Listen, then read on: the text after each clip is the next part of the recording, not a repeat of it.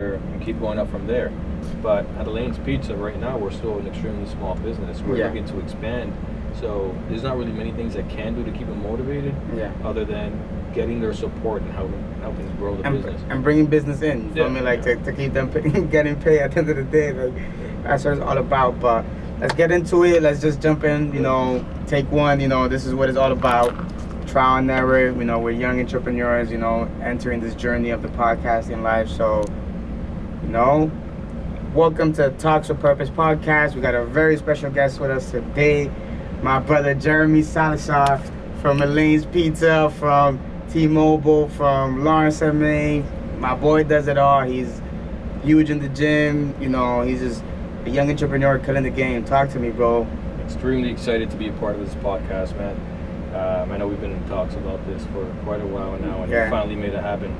We're here at the 60 Vibe studio, man. This is a phenomenal location. Shout out 60 Vibe. Yeah, this is great, man. This is like episode 1 that we're shooting here. So, testing the waters, just getting it going, like putting the resources that we have in the city to use. Of course. And just being able to have these resources and make sure people are aware of this location will be huge for any other entrepreneur that's looking to expand their business. 100%, but let's get started with your childhood, bro. Talk to me. Were you born in Lawrence? Where were you born? Like, talk to me about that. Yeah, man. I was born and raised in Lawrence, Mass. I grew up in the Bradford Projects. Okay. They're on Hampshire Street, right off of the police station, 7-Eleven. Oh, like right there, like right by St. Mary's Church. Right by Nick's place too, like. Yeah. Okay, got it. That's the back side of it, but I lived in the front side of it. If you tell me Brad, I'm like, I don't know where the heck that's at, but if you tell me Nick's place, police station, 7-Eleven, okay, all right. Right in the middle of that. They call it Sycamore Village now. It's a little bit different than it was when I was younger. In a worse way, or like is it getting better? I couldn't tell you. I moved out of there when I was 18. So it's been like 7 years since then. So I haven't really been caught up with the lifestyle there. 25 now. Currently, yeah. 25 now, okay. 26 in December. Oh shit, when's your birthday? December 10th. December 10th is coming up, man. You got any plans for it? As of right now, no. Probably plan out a vacation, take some PTO. You're big on traveling, bro. Like, talk to me about that. So, I know you traveled a couple places. Where has been your best trip to? Damn, bro. I've been all over the place. I've been to the Bahamas. I've been to Aruba. I've been to DR. I just recently went to Tampa, Texas. Shit. So I would say my favorite location had to be Aruba. Aruba? The weather there is like 71 degrees all day.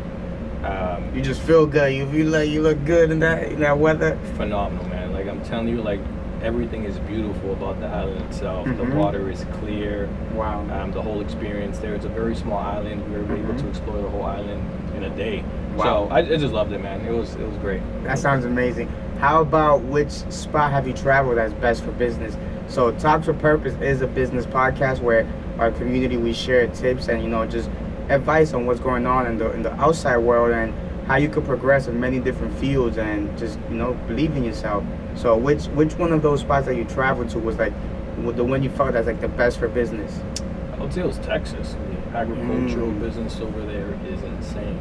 You can invest in 37 acres of land for $500,000 where maybe $2 million or $3 million here would be able to get you that. And it still won't compare to the weather. You still aren't going to be able to have all the farm animals that they have over there. Okay. You aren't going to be able to, produce as much income as you would there or get a very high return because of the fact that you get things over there much cheaper. Yeah. Texas is a completely different beast, if I'm being honest. The weather is insane.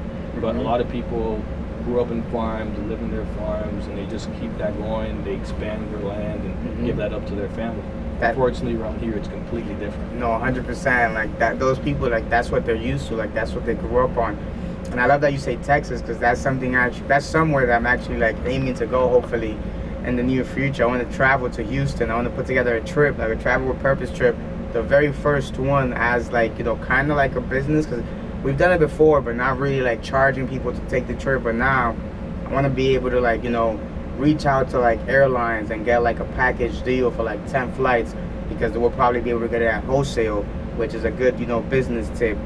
Also reach out to like maybe a Airbnb host out there in Houston and, work some deal out. Be like, yo, we're going to do content for you. We're going to get you a bunch of exposure and more business, which is another tip, So like this trip that we're really planning, really want to like, organize it to the T, and just make sure that everybody that's on it is safe, has a great experience, because someone that travels so much, how lucrative that business is. Of course. And you can book your traveling with me. I have a travel agency business. 100%. My voice said. No, me. We can make that happen. Make sure everybody is safe. Everybody has the best experience. So how is that going? Is that explain a little bit about that travel agency business you have of yours? Yeah, it's pretty good. It's still starting off, so there's a lot of training that goes into it. Joining this agency, it's about giving people the best experience. It's not a point where I'm, telling people, hey, come join my team.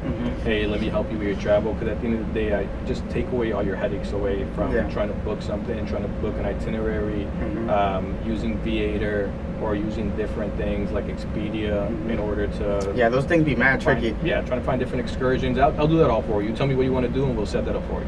Yeah, and those third parties, once you order from them, forget about it. Ain't no refund. You want a refund, you gotta do VPN and shit to get in contact with people. Jump through hoops. Nah, the last job I ever worked was at a hotel. So when people would book through Expedia or and did those third parties, we couldn't touch the reservation. That was a no-go. You booked that, that's what's happening. I can't switch you a room. I can't upgrade you. None of that stuff. And that business is also a very lucrative one. And I would like to ask you something. Where do you think the Airbnb business is going now that there's a lot of states declining in it?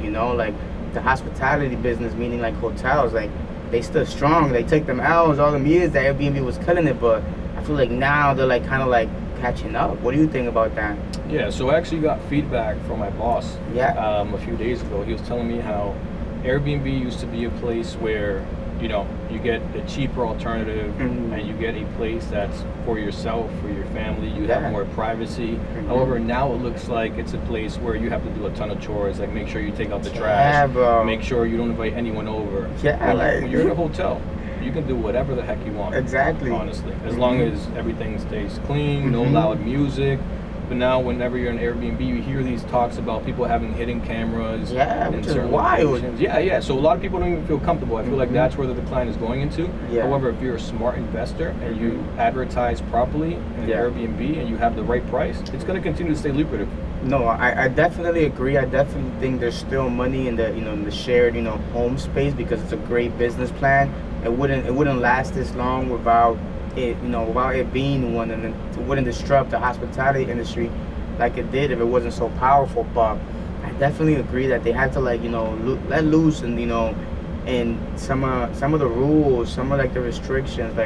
Yes, I understand as a business owner, as the homeowner, you don't want people to come and wreck your space. Of course not. But it's you don't go out every day expecting something bad to happen, so you kind of gotta let people live in order for them to really enjoy your product, which is your home.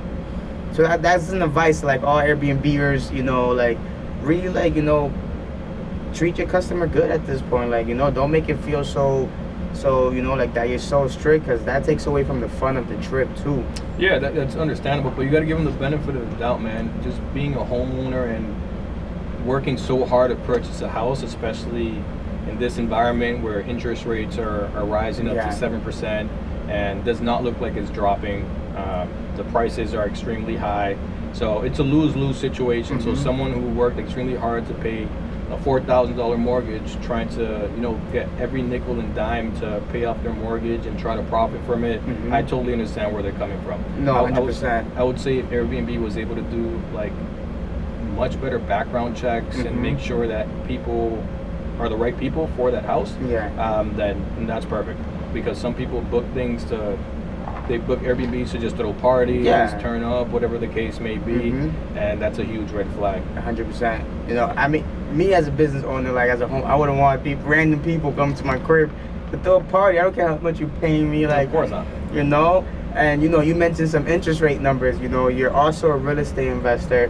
What do you have to say about that field? How was your process getting into the real estate game? And what advice you could give to inspiring people that want to join that game, being that it's so confusing. People are always saying, oh, the market's going to crash, but it never crashes. It just keeps going up. So what do you have to say about that? So the market is extremely volatile, like any other market, whether it's the stock market, the real estate market. However, I feel like real estate is the most secure because your house will always gain equity. so you'll always get a return. Yeah. Depending, of course, what's going on, like if there's a market crash, if there's a crisis, but we don't know as of right now. But I would say just stack up all your money, take advantage of all the programs available. Yeah. Use your FHA, put 3.5% down. What is FHA? It's a first-time home buyer program. Yeah. This is not any advice or anything, so I'm not advising anybody to take this advice. So listen to your lawyers. Listen to financial advisor. We're not liable for no wrong investments on this side. We're not financial advisors here. I'm just giving you my advice on the steps that I took, and my brother took, because my brother and I owned the house that we purchased. So we just saved our money. We pulled it together. It took a little while to get the right time to buy a house. We were looking for about a year and a half. We did not find the right house, but right now I would say the house that we currently purchased is great. It's the first of many, of course. No, 100%. So I would just say, always look at the bigger picture. Yeah. If you're struggling right now to find a house, just know you can find one in 10 months, maybe a year and a half, but never settle. Never settle for less than anything. Because also I feel like homes is like your biggest purchases. Like this ain't like, $5,000, $10,000, bills. Like this is like $300,000, $400,000, depending what type of home you're getting yourself into, whether it's a single family, multi-family, and then the issues you got to deal with as a homeowner, whether it's fixing up a pipe, fixing up the backyard, fixing up the ceiling, really whatever it is. There's a lot that comes to it. So it's not just having the capital to purchase the home, but it's having the capital to maintain the home. So have you faced any obstacles yet in that world that you would to share some advice on? Yeah, so thankfully the house was ready. It was fully renovated. However, there was a couple things outside of the house that I fixed, like the fencing. We're working right now on the cementing of the floor. But overall, the house is great. Yeah, but around how much does that run you up? Just fencing and the cement, a couple $100, I'm assuming. A couple $100, man. A couple $100, man. But it was 1,000 some change for. Oh, my fault. A couple $1,000. So that's what I'm saying. It's not, don't think I'm gonna save up and just buy a home and I'm a homeowner. Everybody says you buy a home, you can live off the rent that you're charging. No, even off the rent that you charge those other apartments you have and other floors you have in a multi-family, you still need to put money from your own pocket to keep the home afloat and keep it from not going all the way down. So, the real estate world and game is very lucrative, but it's and I'm not in it yet, but it's about learning when to join. And just like any game, you gotta play your cards right, go with the trend, see when is the good time. I wouldn't always say go with the trend, man. I would say go whenever you feel it's right. Yeah. Your intuition is always right. 100%. So just jump into it, because at the end of the day, if you're too scared to make the decision, you're never gonna make it. Then once you're screwed, Yeah. Exactly. Then you gotta figure it out at that point. Yep. Right now they say the interest rates are too high, but if you don't jump in the pool, man, they're gonna get higher, and then in a year or two, they're gonna be oh, it's still too high. So it's but anybody who's out in the real estate world, all real estate, keep doing your thing.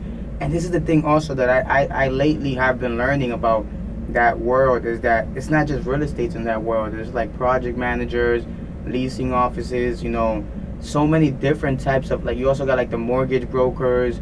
So it's so many different positions in that world that many people that start that journey think is just all about being in real estate. Or let me just find buyers, let me sell homes, No, you can also be an investor. You can invest, in private equity. You can invest in real estate investment firms. Even a developer, man. Developers, we work with diversified investment. Shout out to them. So it's just learning when and where to invest your money as well. Of course. That goes into my next question for you, bro. We mentioned earlier that you're in the gym. What's your passion behind your health and your wellness, and why do you invest so much of your time into it? Well, my health is extremely important, man. No matter what, your body is your temple. 100%. You cannot mistreat it. You cannot neglect it. Yeah. Because that will be your downfall. The body, someone from my team tells me the body keeps the score, and that is the most real shit I've ever heard in my life, man. You can want to do so much, you have so many goals, so many aspirations, but if you don't get well rest, if you don't exercise as much as you need, if you don't drink as much water, your body will shut down, and you will feel sick, you will feel weak, you will feel in pain. And it's really prioritize your health. When people say health is Health is what is it? Health is wealth. It's like it's really like, you know, that's the real, you know, truth of it. I agree, man. But it starts off with discipline, Mm-hmm. consistency, and good eating habits. Yeah. So you weren't always disciplined and had these good eating habits. How did you get there? Like, how can someone like not clearly go from today to tomorrow, but how can they start to develop those habits that will get them there at some point? I would say start getting into those habits. Starts off by just making your bed. Being honest, you start making that a consistent thing. You make your bed every morning. You start building a trend, and then after that, that becomes a daily thing. And then from there, you just keep changing your life a little bit and seeing what's going to be best for you. You just reevaluate everything in your life and say, hey, what do I really want for myself within the next few years? What do I want for myself in the next few months? What do I want for myself in the next few weeks? And there. 100%. And writing these things down, that's one thing that I've really like figured it out lately, that the more you write things down, the more they become real. Because the more you've seen it in front of you, like the more you want to work on it. Manifestation. 100%. And you're like someone that can attest to this. Like 3-4 years ago when we was in Northern Essex Community College, like, and I raised my hand to create that Super Bowl commercial, like for the school, like that's really what changed everything for me. You feel me? And it's like, I was really talking about this today in the meeting I had. It's like, all it takes is belief. You know, once you start to believe in yourself, and you know, you start to manifest it, and then you see shit happening for real, you get happy. And once you get happy and you know that the work you put in is going to be recognized, you want to put in more work. And then you just keep on dreaming bigger and bigger. But it all starts with that belief. You know, so like to all young entrepreneurs, creatives out there, even if you're not one of those things and you're just someone that wants to be better, like, and you're working a corporate job or a 9-to-5 or a trade job, whatever it is. Because I'm big on like, oh, shout out entrepreneurs and creators, but Minds with Purpose is really deeper than that. It's really like for people who want to better themselves and want to be around like-minded individuals. Even if you don't sing, you don't do videos, you don't own a business. If you want to be better, then you are MWP. You feel me? And it's just like, once you start seeing that more, and you see like how far that little belief took you, it's insane. So what do you have to say about that? Because you're clearly someone who believes in yourself a lot for all the risk you take. So like, how do you go about that? How should someone like, you know, go about that? Yeah, actually I'm glad you asked that, because I have a list of a couple things I want to give for advice to young entrepreneurs. So I have a couple things here. If you are looking to be successful, if you do want to achieve a dream, don't give up. Because I'm going to give you a couple steps here that you can use in your life that are going to make you extremely successful if you abide by these rules. So first of all, I want to start off by always identify your passion. Identify what you're truly passionate about in building a business. Of course, it's extremely challenging, but if you're very passionate about it, you won't give up. Yes. Whenever you're looking to open any kind of business or have any idea, make sure it's solving a problem. Because if you're solving a problem and no one else has came up with that, you will be extremely successful. 100%. Let me ask you this question. What do you think is the problem that we are solving with Minds with Purpose? I mean, this can go in many different ways, but I would say the Minds with Purpose helps people get out of their shell, become extremely successful, and look up to different entrepreneurs. Because you yourself, you're a mentor to many of your students right now at Sueños, and a ton of different people within the community. So I would say this is an opportunity for anybody to network and get out of the, you know what they say, Lawrence mentality. 100%. And that's one. And I love that you say that, bro. Thank you, because that's really the goal. To like, you know, when I first started MWP, I looked around. I'm like, yo, there's so many barbershops on the same block. There's so many restaurants, like, you know, 2 feet away from each other. All the bodegas sell food, and there's like 300 restaurants on top of that. And it's like, you got so many artists and nobody supporting each other. And I'm like, yo, what's going on? And then that's what really led to me like, yo, I need to create something right now that people understand that you don't need to go to LA to become an actor in Hollywood. You don't need to go to Chicago to make it in the music scene. You don't need to go to New York to be a huge street ball basketball player. Like, start where you are. Start where you are. Work with the resources around you. Work with the community that you have, and start there. once you start there and build around those people that support you and love you, you'll have that belief to go anywhere in the world you want. You feel me? And like, that's definitely one of the problems that we're solving. But one of the other problems we're solving is the lack of exposure. The lack of exposure, not only that businesses face, but that people face. Of course. You feel me? Like, a lot of people are stuck. A lot of people are like home and like, in a box, and like, we just went through the pandemic and people were like, alone for a long time. Some people didn't move past that. Some people are still living like that, like social anxiety, which is a huge, mental health crisis, I would say, and it's like, I saw that and I'm like, no, like, people need more exposure. People need to know that there's other people like them, that there's other people that want to see them succeed. There's other people in the world that, want to help. And talking about wanting to help, like, what are you doing right now to like help the community and get involved?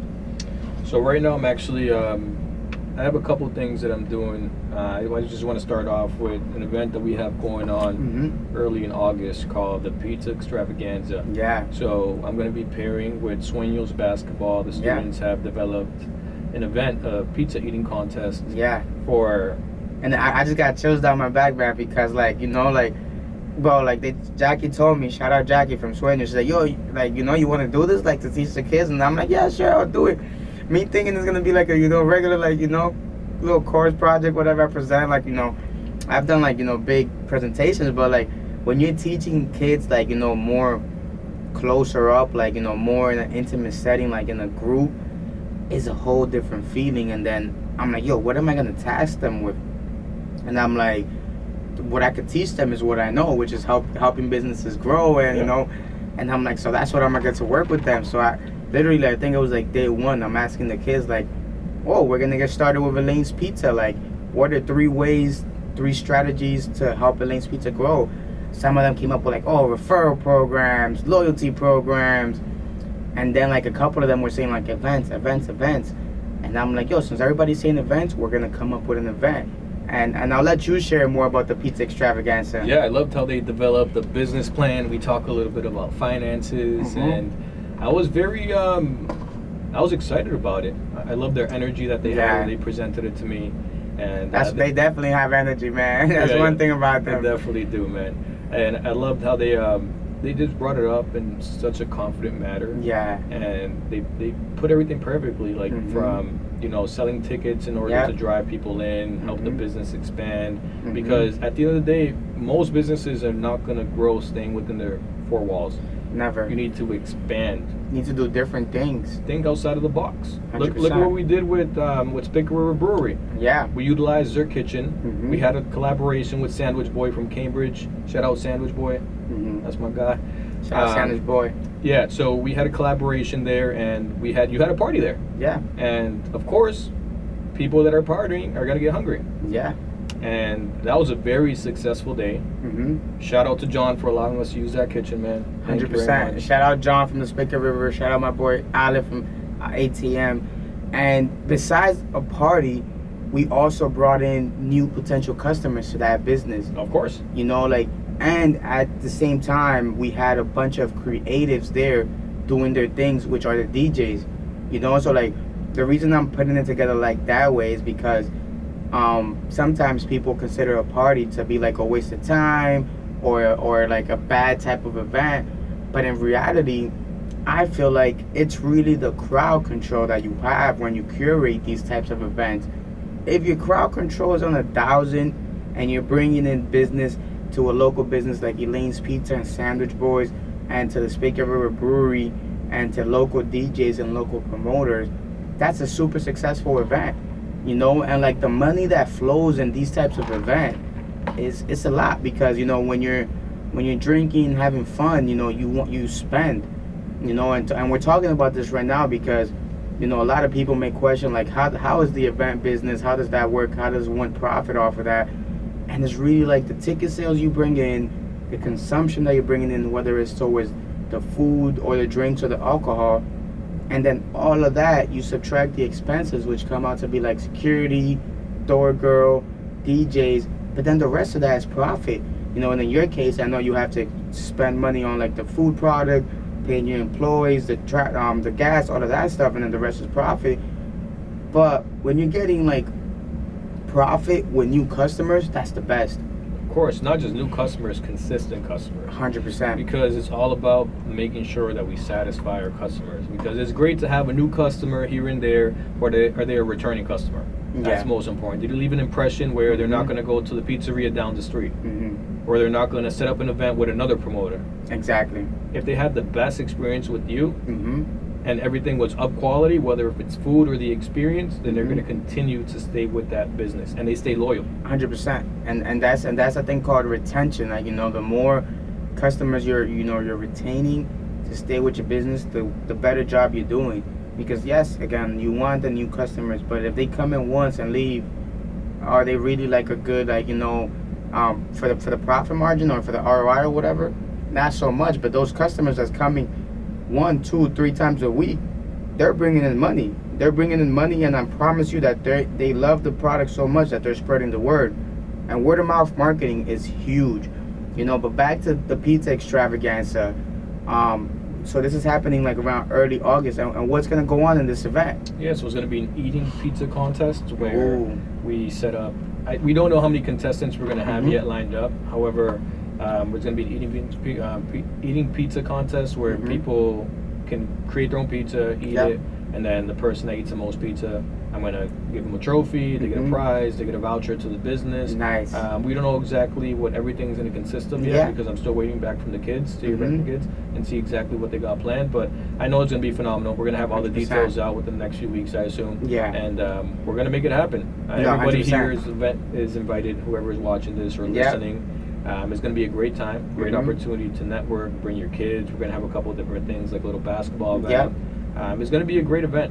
No, I definitely agree, and it's something that you don't see around here often, like pizza eating competition. Like, I don't know when that's happened here.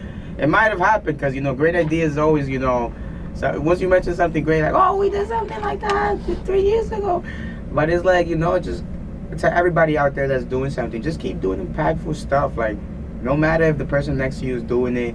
Like, one thing I will always say is that my blueprint will always be public. Because at the end of the day, nobody will do what I'm intending to do like myself. And I feel like that's everybody's big flex. You feel me? Like, everybody's unique in their own way. Everybody has different relationships with like, their connections.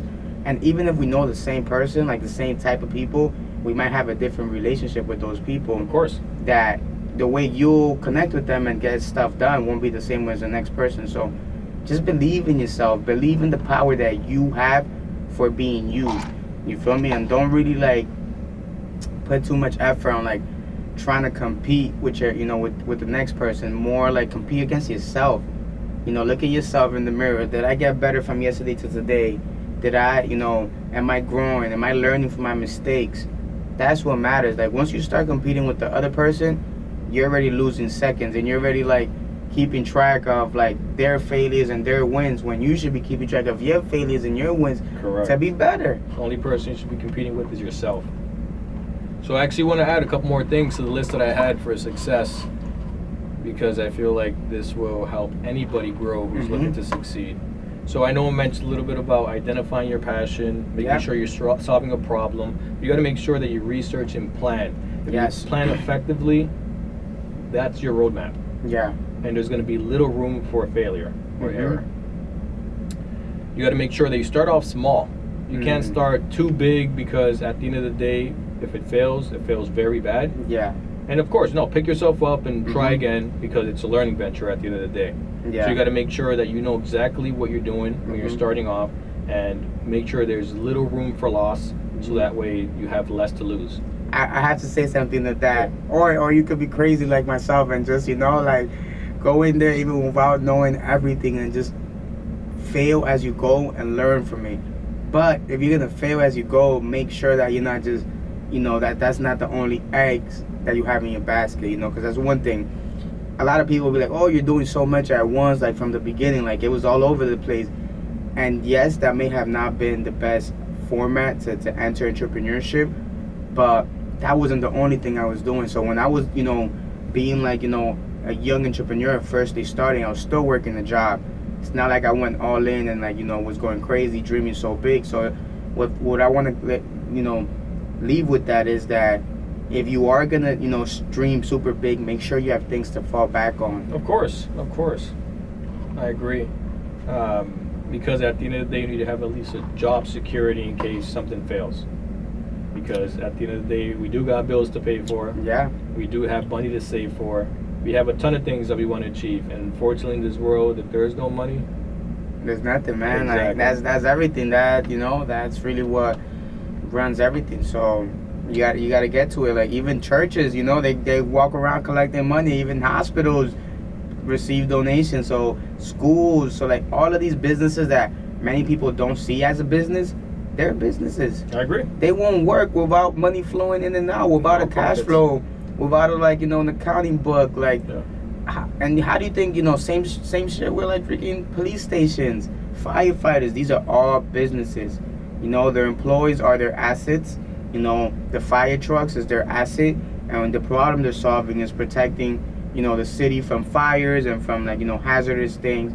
By the way, shout out to firefighters, like they do it up. But talking about firefighters, you want to share your story about, all of that? Yeah, I'll talk a little bit about that. I recently did take the exam to become a firefighter. Thankfully, with a lot of hard work and time and effort that I put into it, I was able to score 99 on the exam, and fingers crossed they contact me because I would love to be a part of it. So how does that work, bro? 99, usually when you take a test, 99 is like 1 under 100. Is it the same in the firefighter test? Correct, yes. There's just a ton of applicants. There's a ton of veterans. So there's a few people ahead of me. But that does not discourage me, man. I know if it's meant for me, it's meant for me. And when you say ahead of you, do you mean score-wise or just experience-wise, connections-wise? So I would say people that have applied in the years previously, they get moved up. People that are veterans, of course, have a higher up. Higher up, correct, yeah. And they're just above because they either scored better than I did. So better than you is 100. I don't know if there's a score of 100. Okay. However, they're on top of me for a reason. Okay, no, yeah. Yeah. And you mentioned something about I don't know if you mentioned or it just came to my mind. I don't know which one of the two it was. But did you see recently how schools are now not able to select and admit people based on their race and stuff like that? So before, schools had to like meet a percentage of like Latinos or like black people that they had to like admit. Now that's gone.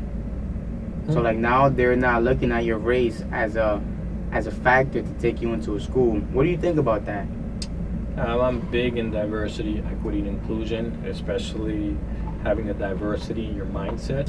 Yeah. At the end of the day, I feel like we're all equal. Doesn't matter your color, doesn't matter your race, doesn't matter the way that you speak, doesn't matter where you were born. We're all human at the end of the day.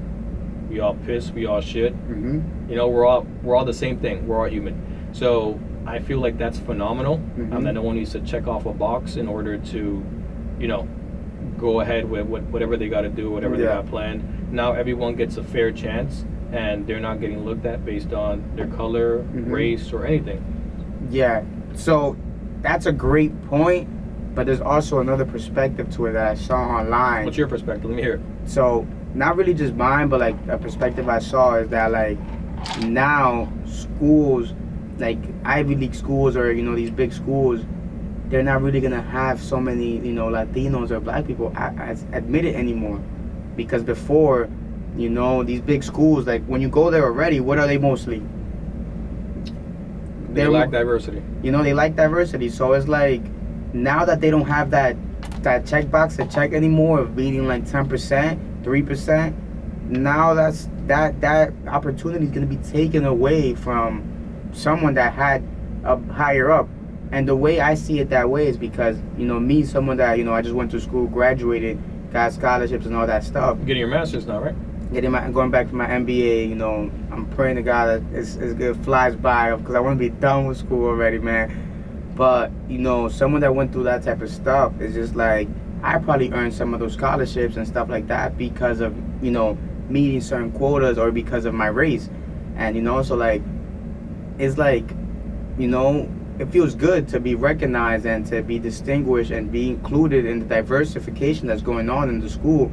Because at the end of the day, when you look around you, when you're in your classroom, you see the lack of diversity. So now once they take that off, you might see that even more. But let's see how it goes. It might work the other way too. It might be more diversity going on or something. You just never know. Yeah, I like to give people the benefit of the doubt, and I'm very optimistic, and we just hope for the best, ideally, because everybody deserves a chance, no matter their color, their race, or anything. 100%. And we've been talking about entrepreneurship, firefighter, real estate, all of that stuff, but we haven't really spoke much about, your newest endeavor, which is Elaine's Pizza. So, talk to me about that. Elaine's Pizza is a huge staple in the Lawrence community. It's been here since 1997. 1997. So that shit is older than me, by a couple of years. 2 years. I'm a 99 baby, so 2 years. And it's just like, bro, wow, congrats, bro. Like cheers. Sipping with sour. Cheers. Cheers, mate. That's huge, bro. Like, how does it feel? Like, how did you go to sleep the first day when you accomplished it? Yeah, so I didn't do it on my own. I have a phenomenal partner that was a part of the whole process. So I can't just give kudos to myself. I have an amazing family that supports me, an amazing girlfriend as well that helps out throughout everything that goes on in the business, and a phenomenal team, man. The team wouldn't have been what it is unless we bought the business, ideally. I'm huge on giving people opportunity. I have a couple employees that moved from different states or countries, and they're looking to get their feet wet, and they're phenomenal, man. They get the job done. Amazing. And I love the fact that they're willing to grow with the business and me, because this is a new opportunity for me. I've never been in the food industry, and it's hard. Extremely hard, man. Very difficult. I understand why a lot of businesses fail in the food industry and why they struggle. But as long as you're doing everything right, paying your employees properly, making sure that the customers are satisfied, super important. Not making a lot of change immediately. A lot of people are scared of change. 100%. Everybody's scared of change. Even good change is scary. Of course. You move into a new home, you get a new car, you're like, whoa, do I press the gas this much? So yeah. Yeah, when we first purchased the business, a lot of people were weary about it because they thought we were going to make a ton of changes, but we didn't. We kept the same food, we kept the same cook. Same recipes. All we did was add it to the team. So everything is made by love on a daily basis.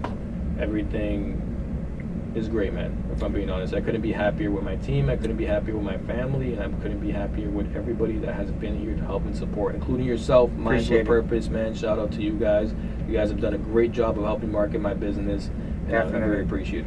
Anybody else needs marketing, you might want to tap in soon, because we're about to be exclusive. No more clients in Lawrence and Maine. We're going to help all our clients take it off to the next level. So yeah, you better get to it now, man.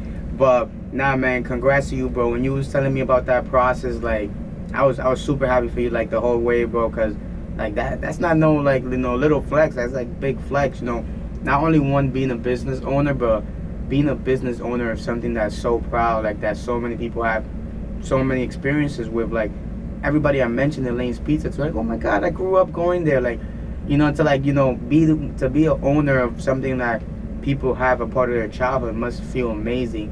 But what's next for Elaine's Pizza? Like, what do you have coming? Besides the pizza extravaganza that everybody needs to go to, but what else you got coming for them? Well, we have a ton that we have planned.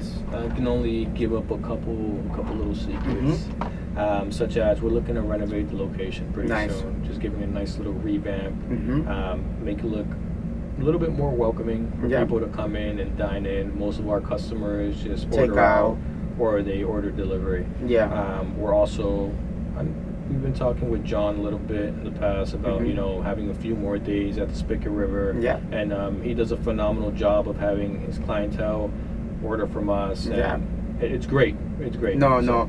It was one time I was driving by. I was parked that thing, and I seen, like, your dad bringing the pizzas. I'm like, wow. So like, and that was after, like, the day I had the event. It's like, oh, so it kept on. That's amazing. Like, that feels good, man. Like, to just see, like, connections that that we're able to like facilitate to drive business in. And again, all back to the customer experience for people to enjoy the amazing food, bro. Because that pizza I had at the day party, man, that saved my life, bro. Like, you were lit, I peeped. No, I was lit, but I was exhausted, bro. Like, I came back from DR. It was just a long ass day, man. But like that barbecue, honey, chicken crusted pizza, I remember all the flavors, man. And that was good, man. That was good. We're gonna have to run it back. Call up Sandwich Boy whenever you're ready, man. But now, bro, like, that's really what's up, Like, I really hope like the revamp goes super cool. Have people dining in there more, like, more students, more schools, just tap in with us, Elaine's Pizza, give you the best deals, give you the best environment, and really, doing it back for the community. Like, what other pizza shop is owned by a young entrepreneur? None of them. You feel me? And if there is one, tap in, we can situate that. But as of right now, Elaine's Pizza is the only one with a young entrepreneur owner, so gotta show all the support and just keep putting in that work, bro, because the community's gonna be on you, and you know how people are, like how they be ratchet, sometimes it could be anything little. I think at the beginning we made like a post, I forgot it was something minimal, and they were coming for our necks like crazy, bro. I was like, what the heck? I remember that, man. But at the end of the day, man, we just want to see continuous growth. That's why I know we've talked about this a couple of times. I want to expand to the fact where we have schools contacting us because we can give them the best price and the best quality pizza. We do have a few schools that do reach out to us, which are phenomenal. Even my high school, Central Catholic, shout out to Central Catholic, man. Ideally, they helped me become the person that I am today, and I'm extremely proud of that. So I have a great relationship with pretty much most of the teachers there and the president as well. Nice. That's definitely what's up, bro. And like, again, it's like those schools that we go to be, that we go through in our journey, that they really shape us, man. Like, and me coming from New York, like I'm big on that. But something else I want to ask you about: not only do you own Elaine's Pizza, not only are you aspiring to be a firefighter, not only are you investing in the real estate world, and you're big on your health and wellness journey, but you also have been killing it in the T-Mobile in the T-Mobile like setting, like. I remember when you opened up your store in Londonderry, New Hampshire. I was like, "What the heck?" I was like, my bro Jeremy calling me that he's opening up a T-Mobile. I'm like, what's going on, bro? Like, so talk to us a little bit about that. Like, how has that helped you out a bit, and what has that been about? Because that's different, bro. Like, to open up your own store, and that was like what, a year ago and some change? No, it's been over 2 years now. Oh man. my God! So you was 23 opening up a T-Mobile store, bro. Like, so T-Mobile has been nothing but great to me, man. I started the company when I was 19 years old as a mobile expert, which is a sales rep. Yeah. And I've met a ton of phenomenal people in the company. I met Corey. Oh, Corey, my guy, Corey. Yeah, shout out TFB T-Mobile, man. Shout out TFB T-Mobile, man. Facts. And I met one of my closest friends, Robelli, working in T-Mobile. I remember he's like the taller one with I think he got glasses. Yeah, we were the sharks of the store in Lawrence.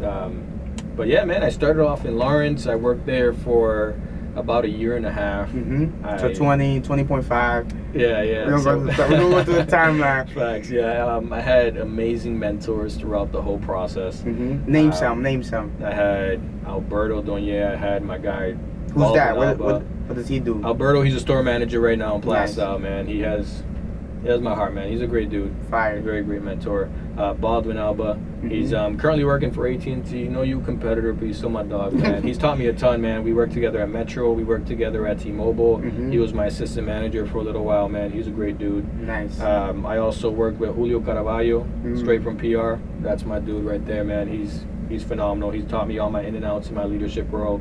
And I honestly feel like I wouldn't be where I am today without that leadership. No, 100%. And I'm a big, firm believer on, like, mentors make you who you are. Of course. They don't make you who you are, but they help you get to who you want to be. Yeah. Because they're able to, like, share their experiences that they've encountered, their advice, like, their hardships to us, so we don't go through those same hardships. And that's really what are the shortcuts that help us get there faster by working smarter. So when people say like networking is super important, it really is, because getting the help from the right person can really change your life. So it's like, don't be afraid to shoot your shot. Really go out there, unapologetically, being yourself, asking questions, and just letting people know how you're able to be helped, because that's something else. People are scared of being helped, and there's so many people that want to like give help out in the world. So so like that's what's up, bro. Like so again, we're at 20.5. What happened after that? After you guys killed it in Lawrence? Yep. After that, I became an assistant manager out in Portsmouth, New Hampshire. I was working under Julio at the time. Okay. And like I mentioned, he was a huge part of my development. Worked there for about a year or so. Who's Julio? Julio, he was one of my biggest mentors. Right now, he lives out in New York. I believe he works for Assurion right now, which is like a protection insurance company that supports T-Mobile.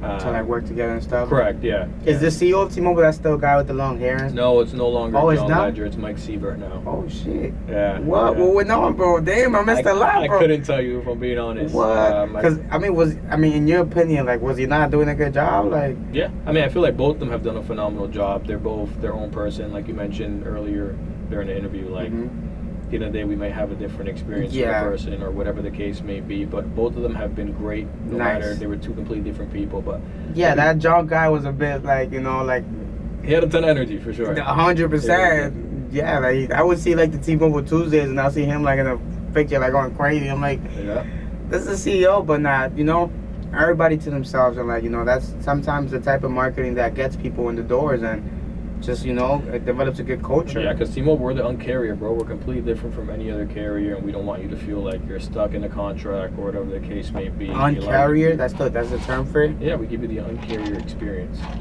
You come in, bro. I'm tatted. I have employees that are tatted. There's people that have pink hair, blue hair. In my opinion, most different carriers wouldn't accept that.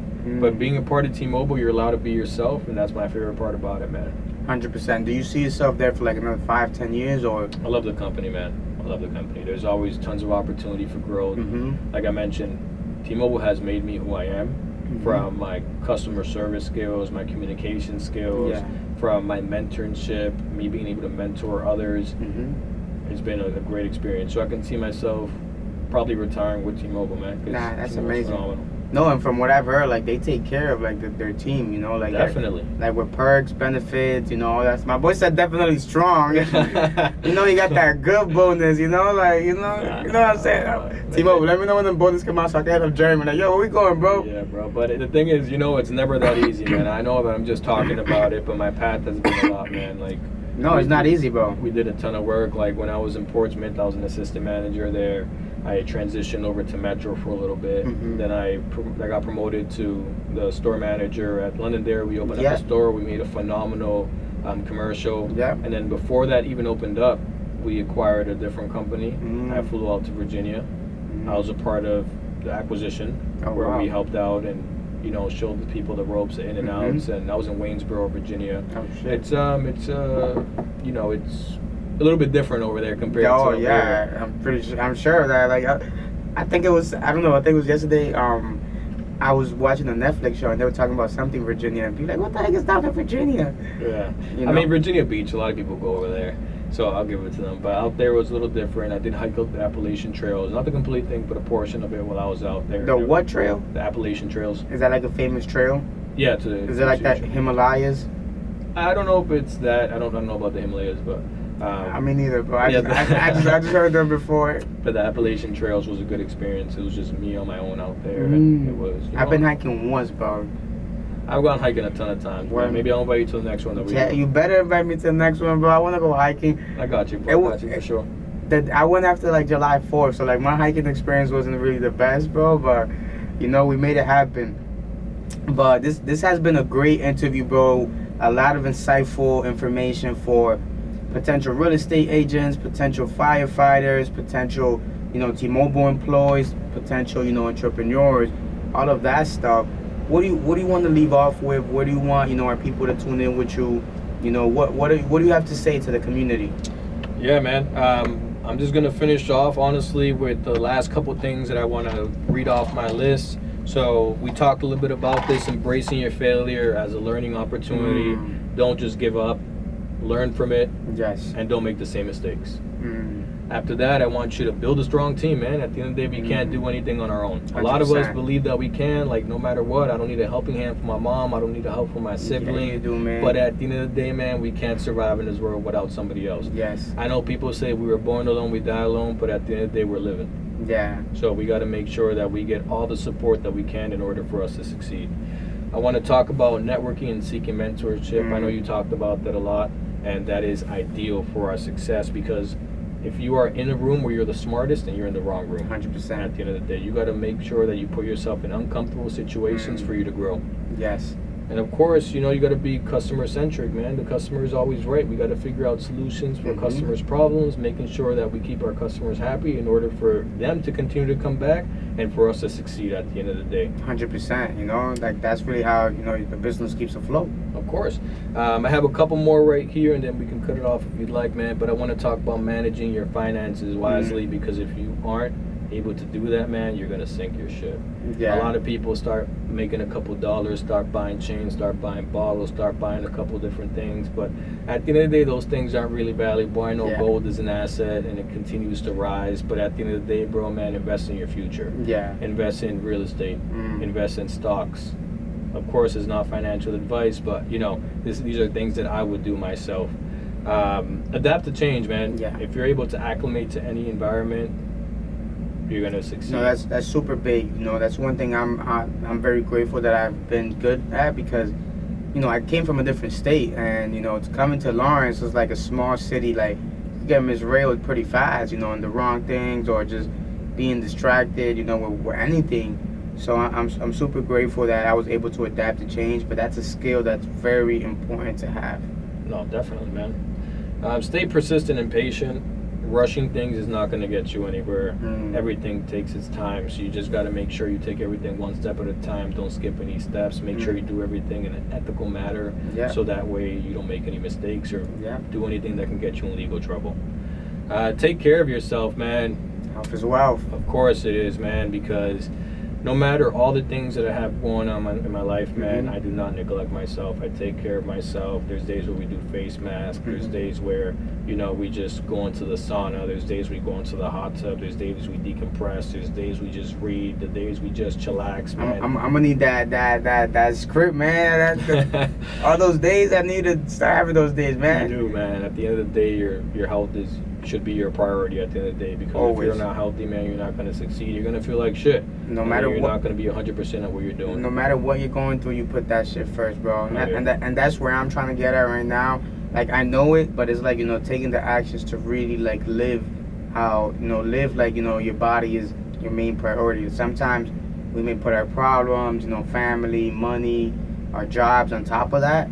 But now, man, like, really start with your body and then work your way on those other things. Of course, man. So I just want to say, man, anybody here that's watching this podcast, don't give up on anything. Continue to follow your dreams, and always ask for help.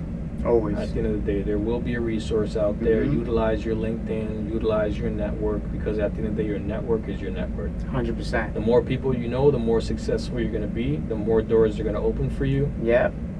And it will literally pay off the more people you know. I literally made a post about that the other day, bro, because sometimes, and you may meet that person now and not do business with them, or it be impactful, or you see like the result in 2-3 years. It could be in 5 years, 6 years, 10 years, but make that connection, because you don't know what it could become. Of course. I appreciate you so much, my brother. Where can our viewers tune in with you? What is your social media? What is Elaine's Pizza social media? Shout it out. Yeah, of course. So my Instagram is at @saldior_. Our Elaine's Pizza page is at Elaine's Pizza. Feel free to reach out to me on any of those platforms if you guys need any advice, if you guys need anything, if you guys need somebody to talk to. I know that Jodis and I are a great resource for anything. I love to connect people with other people, so if you guys need to look for someone, I got you. I have a huge resource base. I have a huge following, friends, family. At the end of the day, you know what I mean? Yeah. So I know that I'm very loved, and I love everybody that loves me. At the end of the day, man, we're just here to help people succeed. 100%, man. So thank y'all for tuning in. Talks with Purpose podcast with my boy Jeremy Salazar from Elaine's Pizza. Peace.